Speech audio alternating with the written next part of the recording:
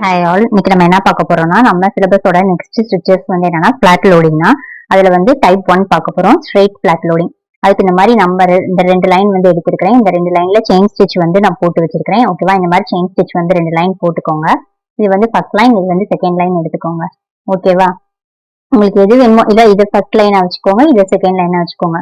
இது வந்து ஃபர்ஸ்ட், இது வந்து செகண்ட், இந்த மாதிரி மாத்திக்கோங்க.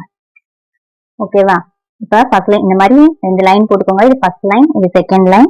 2 லைன்லயுமே செயின் ஸ்டிச் வந்து போட்டுக்கோங்க.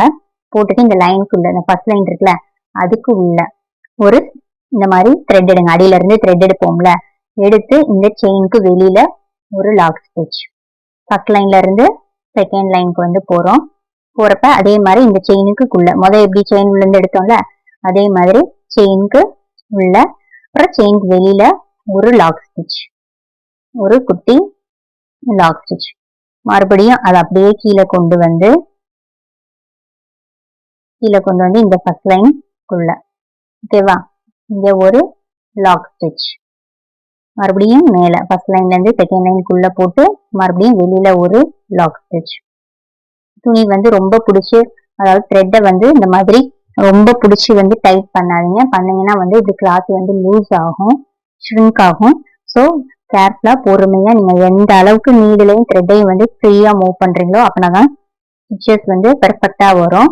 ஓகேவா, ஸோ அதை வந்து மைண்ட்ல வச்சுக்கோங்க. இதே மாதிரி செயின்குள்ள ஒரு ஸ்டிச், வெளியில ஒரு ஸ்டிச். அகைன் ஃபர்ஸ்ட் லைன்ல இருந்து செகண்ட் லைனுக்குள்ள ஒரு ஸ்டிச், வெளியில ஒரு ஸ்டிச், உள்ள ஒரு ஸ்டிச், வெளியில ஒரு ஸ்டிச், உள்ள ஒரு ஸ்டிச், வெளியில ஒரு ஸ்டிச்.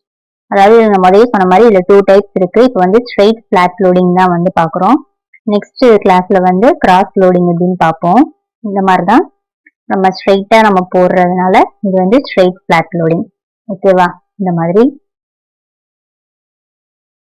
இதே ப்ராசஸ் தான். இப்போ நம்ம ஆல்ரெடி ப்ரீவியஸ் வீடியோஸ்ல பட்டன் ஹோல் ஸ்டிச் எல்லாம் பார்த்தோம். அது வந்து கீழே மட்டும்தான் வந்து லாக் ஸ்டிச் போடுவோம், மேல உள்ளதை அப்படியே ட்ராக் பண்ணுவோம். பட் ஃபிளாட் லோடிங்ல வந்து 2 சைடுமே வந்து லாக் ஸ்டிச் வந்து போடணும். உள்ள ஒரு ஸ்டிச், வெளியில ஒரு ஸ்டிச், உள்ள ஒரு ஸ்டிச்,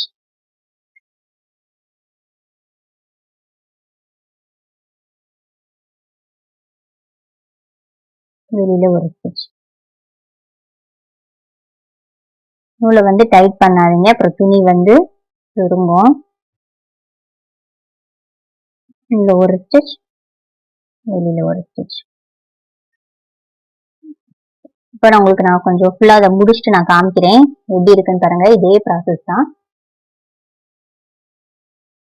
ஓகேவா, இந்த மாதிரி தான் வந்து போடணும் ஃபிளாட் லோடிங். இப்போ நான் இது வரைக்கும் போட்டிருக்கேன். இப்போ நீங்க வெளியில ஒரு அவுட்லைன் போடுறதுனாலும் போட்டுக்கலாம். இந்த மாதிரி போட்டு நீங்க மறுபடியும் நீங்க செயின் ஸ்டிச் போட்டு கவர் பண்றதுனாலும் பண்ணிக்கலாம். அந்த கேப் இன்னும் தெரியக்கூடாது அப்படின்னு நினைச்சீங்கன்னா